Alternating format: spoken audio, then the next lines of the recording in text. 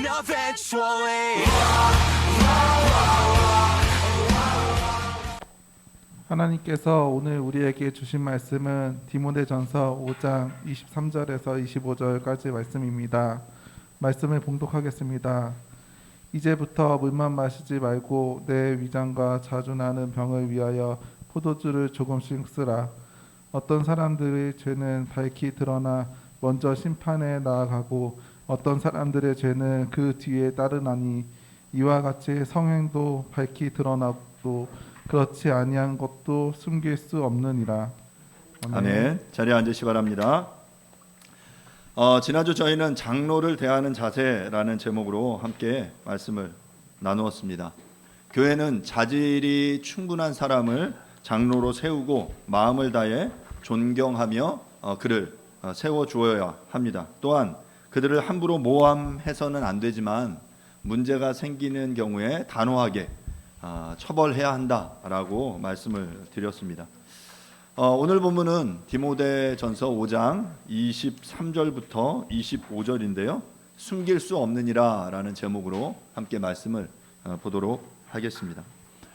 오늘 본문은 원래는 그 앞에 그 장로를 대하는 자세와 연결되는 본문입니다. 그런데 좀 잘 읽어보면 약간 이 23절이 약간은 좀 생뚱맞게 들어갔다라고 생각될 수도 있겠습니다. 지난주 장로를 세우는 데 있어서 경솔하게 안수하지 말 것을 명했습니다. 교회의 사역도 인사가 만사라는 말이 정확하게 적용되죠. 전체적인 흐름에 있어서 약간 23절이 부자연스럽게 보이기는 하지만 이 23절을 해석하는 데 있어서 22절과 함께 좀 연결해서 해석을 해야 된다라고 생각을 합니다. 한번 그 말씀을 22절과 연결해서 함께 23절 말씀을 함께 좀 보려고 하는데요. 22절 마지막 부분을 보면 이렇게 되어 있어요. 내 자신을 지켜 정결하게 하라라고 명했습니다. 그리고 나서 23절을 시작하는데요. 23절을 제가 읽겠습니다. 이제부터는 물만 마시지 말고 내 위장과 자주 나는 병을 위하여 포도주를 조금씩 쓰라. 술을 좀 드시는 분들은 이 본문이 아주 반갑게 느껴지시리라고 생각이 됩니다. 바울은 디모데에게 물만 마시지 말고 너의 그 속병, 위장에 나는 질병, 예를 들면 배탈이나 위장병, 이질이라고 말할 수 있죠. 주로 이런 질병들은 수인성 질병이라고 말할 수 있는데요. 여러분 수인성 질병은 이런 거예요. 여러분 그 비가 많이 와서 이게 장마가 지거나 홍수가 나고 나면, 그러니까 물이 너무 많은데 그 물 때문에 질병이 생기는 경우들이 생기죠. 그 물에 어떤 여러 그 병균들이나 세균들이 증식하게 되면서 그 물을 먹고 나서 이제 질병을 얻게 되는 거예요. 그런데 지금 바울은 디모데를 향해 조언하면서 물만 마시지 말고 포도주를 조금씩 먹어라라고 이야기를 하고 있는 거죠. 그런데 이 본문을 제가 지금 앞서 이야기한 대로 22절과 연결해서 해석할 경우는 내 자신을 정결하게 하라의 설명과 연결해서 볼 때 조금 우리는 본문을 좀 다른 시각에서 읽어낼 수 있습니다. 그러니까 지금 무엇으로부터 자신을 정결하게 하라라는 걸까? 는 거죠. 그러니까 지금 바울이 디모데에게 그 장로들에 대한 이야기를 하면서 너 자신을 정결하게 해라라고 말했는데, 그렇다면 그 정결하게 해야 하는 대상이 무엇이냐를 보면 당시 거짓 교사들이 극단적인 금욕주의의 가르침으로부터 너 자신을 정결하게 하라라고 말할 수 있습니다. 극단적인 이원론의 영향으로 금욕주의를 강조하던 이들은 육체의 거룩함을 위해서 육체를 부정하게 할 만한 것들, 예를 들어서 본문에서 예를 든다면 포도주를 마시는 것을 금했습니다. 포도주 마시지 말고 물만 마셔라고 이야기했다라는 거죠. 물론 어떤 이 거룩함을 위해서 자신을 지키고 그래서 그 노력을 하는 것, 이것이 나쁜 것은 아닌데, 문제는 그 당시 영지주의나 극단적인 형태의 이 금욕주의로 인해서 교회는 큰 홍역을 겪고 있었던 것입니다. 그런 의미에서 그런 가르침으로부터 너 자신을 정결하게 지켜라 라고 말하고 있다라는 거죠. 제가 지속적으로 강조하지만 한국 교회가 극복해야 할 잘못된 신앙관은 저는 다름 아닌 성속 이원론이라고 생각합니다. 성속 이원론은 우리에게 이렇게 가르칩니다. 거룩한 시간, 거룩한 장소, 거룩한 행동이 있다라고 가르쳐요. 그래서 예를 들면 주일 11시 이 시간이 되면 우리는 거룩한 하나님의 교회에 모여서 하나님 앞에 거룩하게 예배를 드려야 한다. 이것이 한국 교회의 전통적인 가르침입니다. 여러분, 그런 가르침으로 교육을 받지 않으셨나요? 그 가르침이 틀린 게 아니에요. 맞는데 이런 것이 극단으로 치달아갈 때 도리어 우리의 신앙을 경직되게 만든다라는 것이죠. 그래서 극단적으로 가면 어떻게 되냐면 너희들이 이러한 것을 지키지 않으면 믿음이 없는 거다. 더 나아가서 이런 것을 지키지 않으면 너희는 저주를 받을 거야 라고 가르칩니다. 그러면 사람들은 무서워서 신앙생활을 하는 거죠. 혹시 주일 빠지면, 예배를 드리지 않으면, 하나님의 명령에 순종하지 않으면, 11조 바치지 않으면 하나님이 나를 저주하실 거야. 나에게 벌을 내리실 거야. 그래서 두려워서 하나님 앞에 예배를 드리고 주일을 성수하고 11조를 드린다면 과연 그것이 정말 하나님이 이야기하는 거룩일까? 우리에게 요구하시는 신앙일까라는 거죠. 저는 지금 그러한 그 문제의식을 가지고 우리가 함께 이 본문을 좀 생각해 보면 좋겠습니다. 주일을 거룩하게 지키는 것 매우 중요한 신앙의 요소입니다. 하지만 그 근본 정신, 원리를 잊어버리고 껍데기만 남아있는 주일 성수라면 우리는 이를 극복하고 그 주일을 잘 지킬 것을 요구하시는 하나님의 근본 정신, 원리를 회복하는 것이 더욱더 중요합니다. 주일을 지키는 것은 하나님이 나의 삶의 주인이심을 인정하는 행위이죠. 예를 들어서 여러분 구약의 출애굽 시대의 사건을 우리가 좀 예를 들어보면 이래요. 출애굽 당시 이스라엘은 광야에서 만나와 메추라기를 받았어요. 왜냐하면 애굽에 탈출했기 때문에 애굽에서는 그 애굽으로부터 그들이 생산한 그들이 얻을 수 있는 그 식료품 여러 가지 물자들을 동원해서 삶을 영위할 수 있었어요. 자, 하지만 광야는 어떻습니까? 그 어떤 것도 외부적인 환경들로부터 공급받을 수 없는 상황이었고 오직 하나님만을 바라보고 하나님께서 부으시는 채워주시는 것만을 바라보며 삶을 영위할 수밖에 없는 그런 극한의 상태인 거죠. 하나님께서는 그 극한의 상태로 그들을 몰아넣으시고 이렇게 명령하세요. 너희들 매일 아침에 장막에서 나와 만나와 메추라기를 거두어라. 그리고 그것을 딱 너희들이 먹을 하루치만큼만 거둬라 라고 명령을 해요. 자, 그러면 이제 사람들이 나와서 딱 나왔더니 앞에 뭔가가 막 있는 거죠. 그래서 사람들이 제가 전에도 말씀드렸죠. 앞에 막 동글동글하고 뭔가 가시같이 생긴 게 보이는 거예요. 그래서 저게 뭐야 저게 뭐야 막 그랬죠. 그 저게 뭐야 라고 말하는 그 말이 만나 이거였어요. 만나 막 이런 거예요. 이게 저게 뭐야? 그러면서 그걸 걷어서 그들이 먹었어요. 그게 만나와 메추라기였거든요. 자, 그런데 어떤 사람들은 자, 하나님이 너희들 하루치 먹을 것만 거두라고 했는데 어떻게 했을까요? 먹어보니까 맛있어요. 꿀이 들어간 아주 단 과자 같은 맛이었고 메추라기도 맛이 BBQ 치킨, 뭐 굽네 치킨 같은 맛이었을까요? 모르겠어요. 먹었더니 너무 좋거든요. 그래서 그거를 많이 걷어서 집안에 들여다 놨어요. 무슨 일이 벌어졌습니까? 그 다음날 그들이 그날 먹지 않고 남은 것은 다 썩어버렸어요.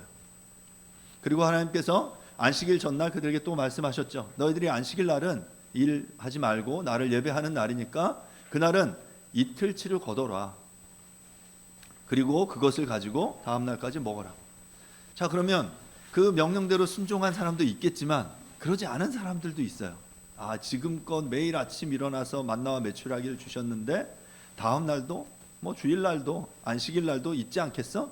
하고 그나치만 먹고 그 다음 날을 준비하지 않은 사람들도 있겠죠. 그 사람들은 어떻게 됐을까요? 그 다음 날 쫄쫄 굶을 수밖에 없었어요.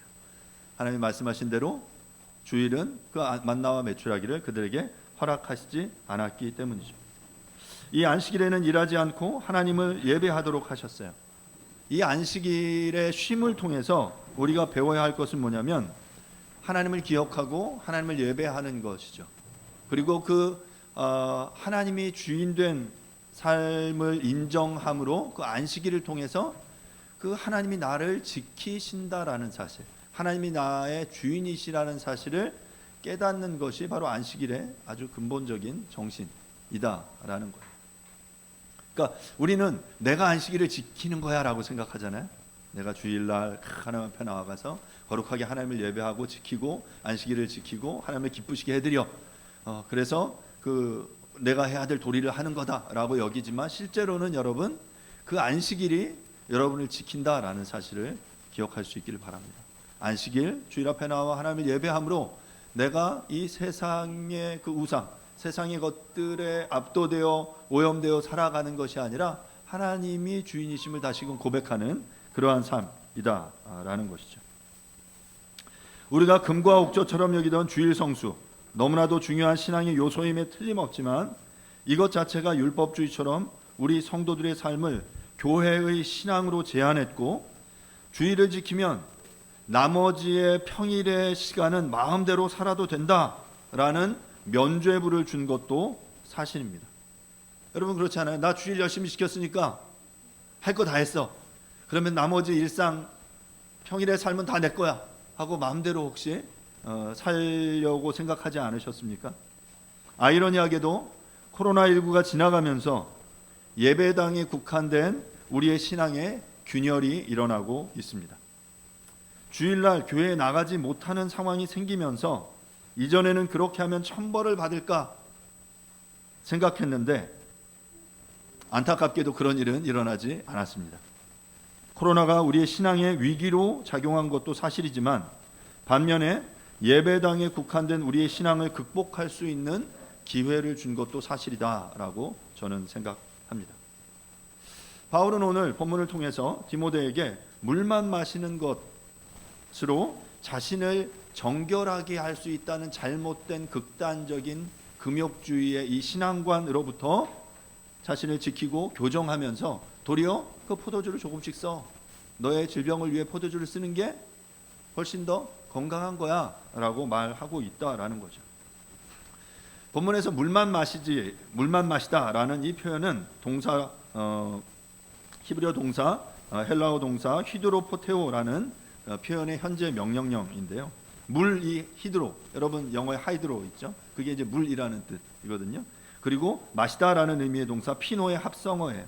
히드로포테오라고 표현됐는데요. 자, 이 물만 마시는 것, 여러분 아마 이 물만 마시는 이 행위가 하나님 앞에 어떤 신앙적인 행위, 신앙을 표현하는 행위이다라는 것을 우리가 알 수 있는 구약의 이야기가 있죠. 다니엘과 그 친구들의 이야기입니다. 다니엘서 1장 12절에 보면 그 친구들은 자신들이 채식과 물만을 먹고 마실 것을 요청했어요. 제가 다니엘서 1장 12절 한번 읽어볼게요. 청하노니 당신의 종들을 열흘 동안 시험하여 채식을 주어 먹게 하고 물을 주어 마시게 한 후에 이는 왕의 음식을 먹는 이들, 왕의 그 막 기름진 그 고기, 우상에게 바쳐졌던 그 제물이 지금 이 젊은이들에게 주어졌는데 그 우상에게 바쳐진 그 제물을 거부하고 그리고 산의 진미를 거부하고 채식과 물만 마시는 것을 택한 이들이 더욱더 그 하나님 앞에 거룩한 백성들로 정결하게 그 구별된 이들임을 시험하는 그런 모습이었어요.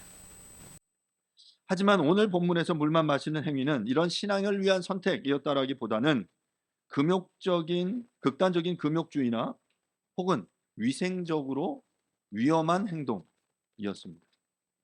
당시 이스라엘 백성들에게 있어서 포도주를 마시는 행위는 너무나도 일상적인 것이었습니다. 우리의 신앙 속에서 이 포도주를 마시는 것은, 술을 마시는 건 굉장히 그 신앙과 배치되는 것으로 우리가 여겨지지만 성경을 잘 읽어보면 성경은 술에 대한 이야기가 굉장히 많이 등장을 하죠. 예수님께서 그 첫 공생의 사역 속에 행하셨던 이적도 갈릴리 가나의 혼인잔치에 물을 포도주로 바꾸는 그런 사건이었거든요. 당시에 이스라엘 백성들에게 포도주를 마시는 것은 그때 근동 지방의 어떤 삶의 행태를 생각하면 우리가 이해할 수 있습니다. 근데 근동 지방은 강수량이 적고 무더운 날씨와 지리적인 특성으로 인해서 물은 깨끗하지 못하고 병균으로 오염되어 있을 가능성이 매우 높았습니다. 여러분 그 해외 여행을 많이 하신 분들은 혹시 뭐 동남아나 아니면 유럽 같은 곳에 많이 나가신 분은 아마 뭐 멀쩡한 이렇게 위장이 튼튼하신 분은 괜찮지만 해외에 나가서 물을 마시거나 하면 탈이 나시는 분들이 혹시 있을 거예요.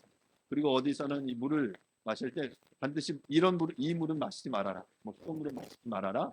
아니면 그리고 식당에서 주는 물은 가능한 마시지 말고 그 병을 통해 준 그 닫혀 있는 그 물만 마셔라라는 조언을 가이드를 통해 가끔 이제 듣기도 해요. 왜냐하면 그 지역의 물은 그러니까 예를 들면 이게 이제 땅의 영향, 지리적인 특성, 어떤 기후적인 특성 때문에 물이 굉장히 깨끗하지 않은 상태인 경우가 많기 때문에 그래서 현지의 물을 정수하지 않은 상태에서 먹으면 배탈이 나는 거예요.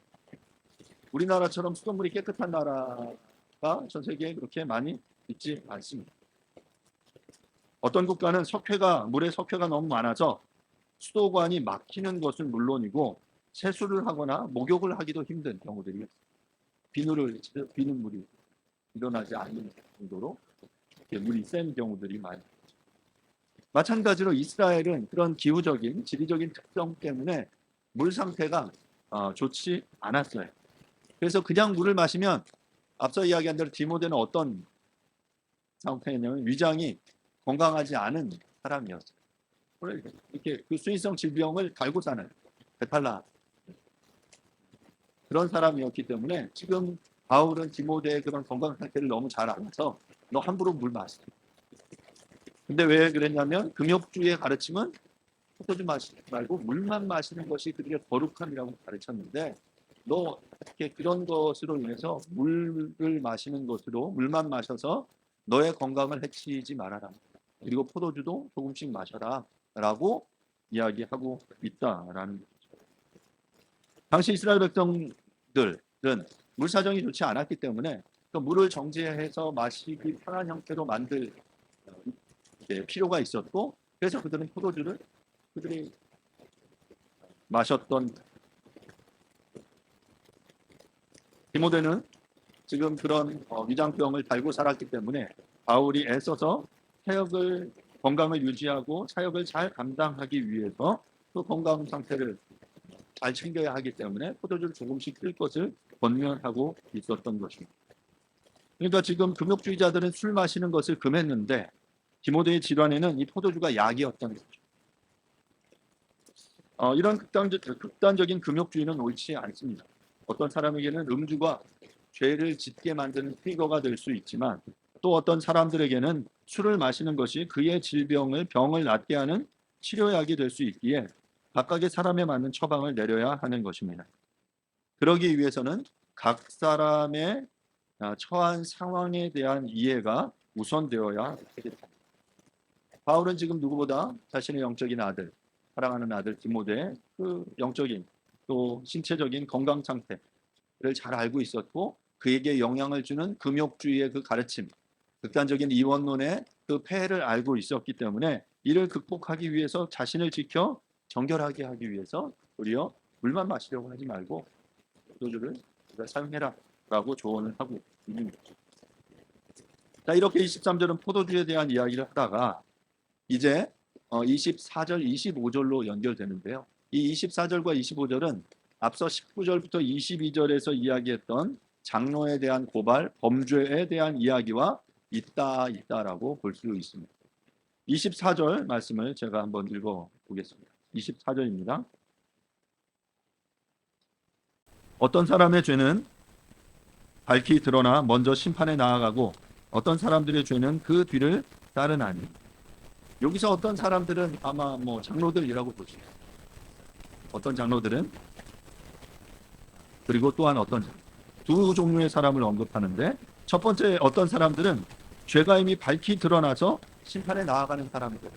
그러니까 너무 명확하게 죄를 진 이들을 이야기하는 거죠. 그리고 두 번째 어떤 사람들은 아직 드러나지 않은 죄로 그 뒤를 그 앞에 심판당한 앞에 죄를 짓고 이미 그 정죄당한 이들을 따르는 이들이 있다라고 말하고 있는 거죠. 본문에서 밝히라고 번역된 프로델로이라는 표현은 매우 분명한, 모든 사람들 앞에서 명백한이라는 의미입니다. 그러니까 첫 번째 부류의 사람이 죄를 너무나도 명백하게 지어서 더 이상 뭐 판단할 필요도 없는 것, 뭐 소위 막말로 여기 요즘 뭐 빼박이라고, 빼도 박지도 못하게 뭐 너무 명백한 이들은 당연히 그 죄로 인해 심판을 내리는 게 맞다. 그런데 본문에서 중요한 건 이제 두 번째 부류인데요.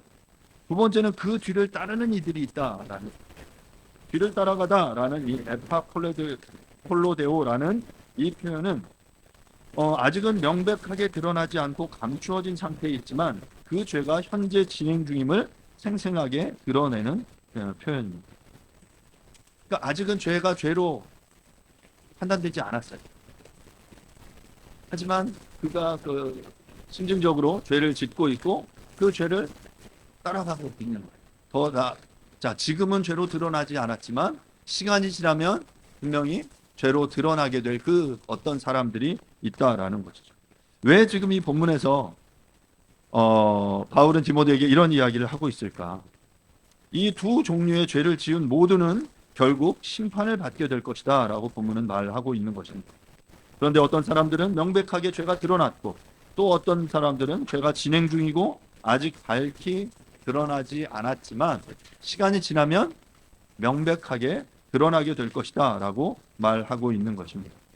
여기서 바울이 디모데에게 요구하는 것은 결국 아직 드러나지 않았지만 그 뒤를 따르고 있는 죄를 짓고 있는 자들을 분별할 수 있는 능력을 갖춰라 라는 거예요. 그러니까 장로를 대하는 자세, 그들을 세우는 것뿐만 아니라 죄를 지었을 때 판단하는 것에 대해서 이야기했는데, 이어서 너무 성급하게 그들을 세우지 말고 시간을 가지고 정말 그 죄를 따르고 있는 이들이 정말 어떠한 유죄인지 무죄인지 그 시간을 가지고 그들을 적절하게 판단해라, 분별해라 라고 말하고 있는 것입니다. 목회자들의 입장에 있어서 첫 번째 부류의 사람은 뭐 명백해요. 그래서 그런 사람들을 지금 맥락 속에서 보면 장로로 안수해서는 안 됩니다. 그런데 만약에 두 번째 부류의 사람이 있다라고 생각해 보세요.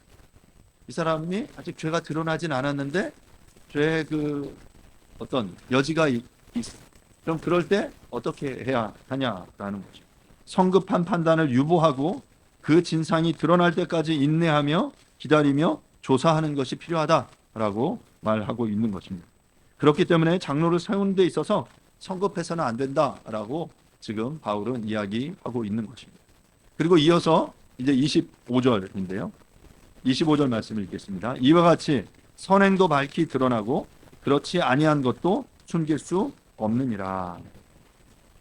본문의 이와 같이는 호사우토스라는 접속사인데요. 이는 앞서 언급한 논리와 동일한 방식이 뒤에 이어지는 내용으로 나올 때 사용되는 표현입니다. 이와 같이. 그러니까 앞에 두 종류의 부류의 사람이 나왔잖아요. 마찬가지로 25절도 두 종류의 부류의 사람이 등장을 합니다. 첫 번째 부류는 선행이 밝히 드러난 사람. 뭐 말 그대로 또 빼박. 이 사람 진짜 착한 사람, 선한 사람. 그러면 그 사람 안수하고 하나님의 지도자로 교회 리더로 세우고 존경해야 한다는 거죠. 자, 그런데 그렇지 아니한 것도, 그 선행이 당장에 밝히 드러나지 않는 어떤 사람들도 있다라는 거죠. 그럴 때 어떻게 하냐? 이것도 마찬가지로 그 첫 번째 24절에서 죄를 지은 이들, 죄를 따라가는 이들과 마찬가지로 이 선행이 아직 드러나지 않은 이들에 대해서도 시간이 필요하다라고 말하고 있는 거예요. 24절에 나오는 어떤 사람들은 안수를 받아서는 안 되는 사람이라면, 반대로 25절에 사람들은 안수를 해야 하는 그런 사람들이겠죠. 안수를 받기에 합당한 이들이겠죠.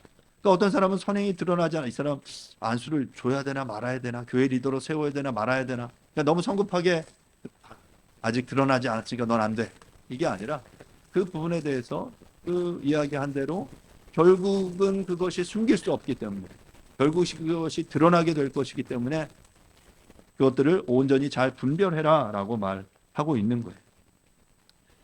본문에 숨기다라는 표현은 크립토의 부정과거 수동태 표현입니다. 그러니까 이것은 아직 드러나지 않은 선행이 어떠한 방식으로든 숨겨질 수 없음을 강조하고 있는 그런 표현입니다. 이 본문에 이 숨기지라고 표현된 이 크립토라는 단어가 또 사용된 유명한 본문이 있는데 마태복음 13장 44절의 이야기예요. 제가 한번 읽어볼게요. 천국은 마치 밭에 감추인 보화와 같으니 사람이 이를 발견한 후 숨겨두고 기뻐하며 돌아가서 자기의 소유를 다 팔아 그 밭을 사느니라. 여기서 밭에 감추인 보화의 이야기가 나오죠. 바로 천국이 이와 같다라고 말하는데요. 밭에 숨겨져 있는 보화. 여기서 감추다. 밭에 감추인이라는 표현이 크립토라는 표현입니다. 그러니까 밭에 숨겨져 있는 그 보화가 결국은 드러나게 될 거다. 결국은 농부가 그것들을 발견하게 될 거다. 마찬가지로 어떤 사람의 죄나 어떤 사람의 그 선행도 마치 감추어져 있고 숨겨져 있지만 숨겨질 수 없다. 결국엔 그것이 하나님께서 그것들을 드러나게 하실 것이다. 그런데 결국 중요한 건 뭐냐면 목회자가 그 공동체 안에 사람들을 세울 때 너무나 성급하게 그것들을 판단해서는 안 된다. 시간을 가지고 신중하게 그것들을 분별해야 한다라는 것을 본문을 통해 이야기하고 있는 것입니다. 결국 바울이 14절 25절을 통해서 디모데에게 요청하고 있는 것은 말씀드린 대로 임직, 안수를 받을 이들을 선택하고 정함에 있어서 시간과 공을 들여서 면밀하게 조사하고 섣불리 자신의 편견이나 잘못된 정보를 가지고 서투른 판단을 해서는 안 된다라는 사실을 강조하고 있는 것입니다. 결국 사람을 세우는 데 있어서도 속도보다는 방향이 중요하다라는, 우리는 너무 성급하게 누군가를 판단하고 누군가를 세우려는 그런 마음이 있죠. 뭔가 이렇게 결과를 내기 원하는 그런 마음이 먼저 앞서기 때문이에요. 하지만 그 속도보다는 정말 신중하게 그 사람을 하나님의 사람으로 세워가는 것, 그러한 자세가 필요하다라고 말하는 거예요. 너무 급하게 어떤 중요한 사람을 세우는 결정을 해야 할 때 그에게 드러나지 않은 죄나 선행이 있을 수 있기 때문에 숨길 수 없는 그것, 하나님께서 결국 드러나게 하실 것을 믿기 때문에 우리가 그것들을 좀 더 신중하게 판단해라 라고 말하고 있는 것입니다. 그리고 이런 중요한 선택을 해야 하는 자리, 그러한 시간에 있는 사람이라면 신중하게 지금은 감추어져서 숨겨져서 보이지 않는 그 내면을 보기 위해서 노력해야 합니다. 그게 어찌 보면 바울이 목회자인 디모데에게 요청하고 있는 거예요. 그 이면을 볼 수 있는 그 안목을 갖춰라. 그것들을 분별할 수 있는 그 안목을 너가 갖춰라 라고 말하고 있는 것이죠. 사랑하는 여러분, 여러분들은 어떻습니까? 여러분의 내면은 지금 아직 죄를 따르고 있는 상태입니까? 아니면 감추어져서 아직 드러나지 않는 선행을 여러분들의 마음속에 가지고 계십니까? 저는 혹시 우리들이 그런 그 죄 가운데 그 하나님 앞에 회개하고 해결해야 될 부분들이 있다면 마땅히 그 부분들을 하나님 앞에 내어놓고 우리가 회개해야 된다라고 믿습니다. 그리고 공동체는 그렇게 회개하고 주님 앞에 돌아온 이가 있다면 마땅히 품고 그가 다시금 자신의 자리를 찾아갈 수 있도록 시간을 주고 기회를 주고 재활할 수 있는, 다시금 일어설 수 있는 기회를 제공해야 되겠죠. 마찬가지로 우리가 그 하나님 앞에 선행을 행한다라고 할 때 우리는 그 선행을 행하면서도 애써서 막 사람들에게 드러내 보이고 싶지만, 하지만 우리가 좀 조용히 묵묵히 하나님 앞에 그렇게 선행을 행할 때 오늘 본문 속에 그것마저도 숨길 수 없다라고 말해요. 내가 애써서 그것을 드러내려는 것이 아니라 하나님께서 때가 되어 우리 가운데 그것들을 드러내게 하실 때 또한 그것이 더욱더 우리에게 또 감사의 기쁨의 제목이 되게 될 것입니다. 말씀을 마무리하겠습니다. 우리의 일상의 삶에 극단적인 금욕주의와 같은 성속 이원론을 극복할 수 있기를 바랍니다. 여러분 내면 속에 내가 나를 정결하기 위해서 내가 지키고 있는 어떤 율법적인 가르침이 있다면 뭐 그것 자체가 틀린 건 아니지만 그것이 과도하게 될 때 우리의 신앙이 왜곡될 수 있다라는 그런 여러분들이 깨달음이 여러분들의 있기를 바라고요. 또한 중요한 자리에 사람을 세우는 데 있어서 면밀히 살펴보고 신중하게 세워야 한다라는 사실을 기억할 수 있기를 바랍니다. 또한 우리의 삶의 죄와 선행도 결코 숨길 수 없음을 알고 죄를 짓지 않고 더욱더 선을 행하기 위해 힘쓰는 저와 여러분들이 될 수 있기를 간절히 바랍니다. 이 시간 함께 말씀을 생각하시면서 하나님 앞에 잠시 기도하겠습니다. 하나님, 내가 극복해야 할 어떤 이 극단적인 잘못된 이원론의 모습이 무엇입니까? 하고 물으시고, 또한 내 가운데 드러나야 할 죄의 모습들이 있다면, 아니면 내 가운데 더욱더 힘써야 하는 선행의 모습들이 있다면, 하나님께서 우리에게 주시는 힘으로 그 역할들을, 그 일들을 잘 감당할 수 있게 해주십시오라고 이 시간 조용하게 함께 말씀을 생각하시면서 잠시 기도하도록 하겠습니다. 기도하겠습니다.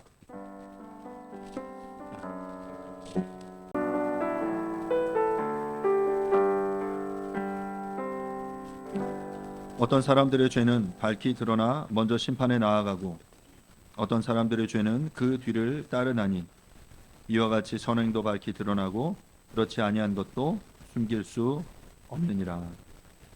주님, 우리의 삶의 그 모든 모습들이 하나님 앞에 결코 숨길 수 없음을 우리로 깨닫게 하여 주시고, 그래서 우리가 죄의 자리, 하나님을 기쁘시지 않게, 하나님을 속상하게 해드리는 그 삶의 자리로 나아가지 않고 정말 하나님을 기쁘시게 하는 그 자리 가운데로 나아가는 우리 모두가 되어줄 수 있도록 주님 은혜를 베풀어 주시옵소서. 하나님, 우리의 신앙의 모습 속에 잘못된 극단적인 어떤 이 성속 이원론의 모습들이 있다면 우리가 이것들을 극복할 수 있도록 도와주십시오. 우리의 일상의 모든 삶이 주님의 것임을 기억하고, 그래서 우리의 일상이 더욱더 거룩해질 수 있도록 수고하며 애쓰는 우리의 삶이 되어지도록 도와주시옵소서. 또한 주께서 우리에게 허락하신 그 모든 것들을 우리가 기쁘게 받고 그것들을 기쁘게 받아 누리며 정말 진정 자유함을 누리는 우리의 신앙이 되어지기를 간절히 소원합니다. 그렇게 우리의 삶 가운데 함께 하실 주님을 찬양합니다. 예수님의 이름으로 기도합니다. 아멘. 교리문답 7번 문항 함께 보도록 하겠습니다. 7번, 하나님의 율법은 무엇을 명하고 있습니까? 개인적이고 완전하며 지속적으로 순종하라고 명하고 있습니다.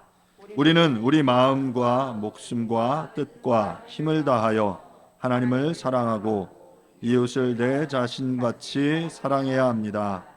하나님이 금하시는 것은 결코 하지 말아야 하며 하나님이 명하시는 것은 늘 행해야 합니다. 아멘. Happen eventually.